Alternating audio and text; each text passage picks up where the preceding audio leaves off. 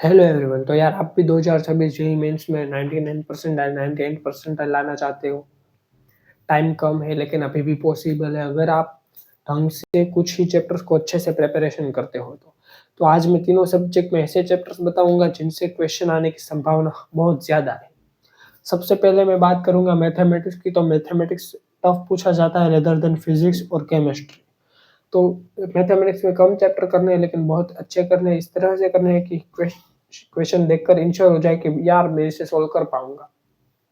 3D and vector बहुत IMP है, first priority पे। Second differential equation, third matrix and determinant, coordinate geometry and quadratic equation.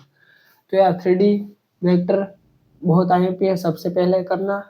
Matrix and determinants में A inverse वाला equation आता ही आता है और दूसरा इक्वेशन पर बेस्ड आएगा। कोऑर्डिनेट ज्योमेट्री भी बहुत आईएमपी है और लास्ट में क्वाड्रेटिक इक्वेशन को आप करना।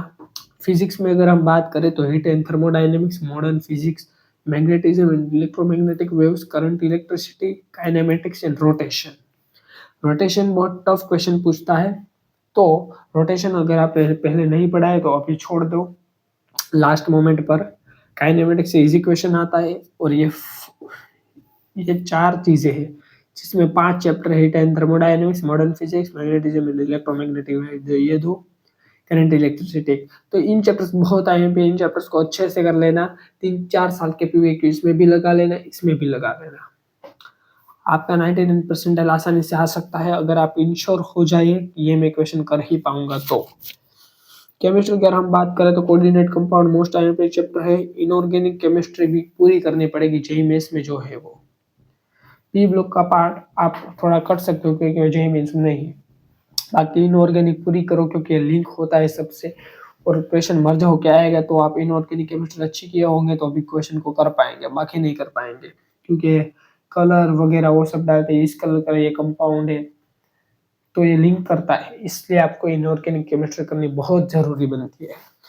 लेकिन सबसे पहले कौन सा एमपी चैप्टर करें तो इन चैप्टर से बैठा एक क्वेश्चन आ जाता है डायरेक्ट। केमिकल बॉन्डिंग में से लोन पेयर वाला ये जियोमेट्री फाइंड आउट करने वाला इक्वेशन आ जाता है, तो यहाँ से आप ये इक्वेशन इजीली कर पाएंगे।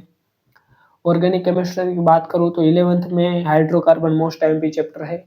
उनमें से जो आपके 2-3 मेथड है जिसमें परसेंटेज ऑफ एटम निकालते हैं वो बहुत आईएमपी है।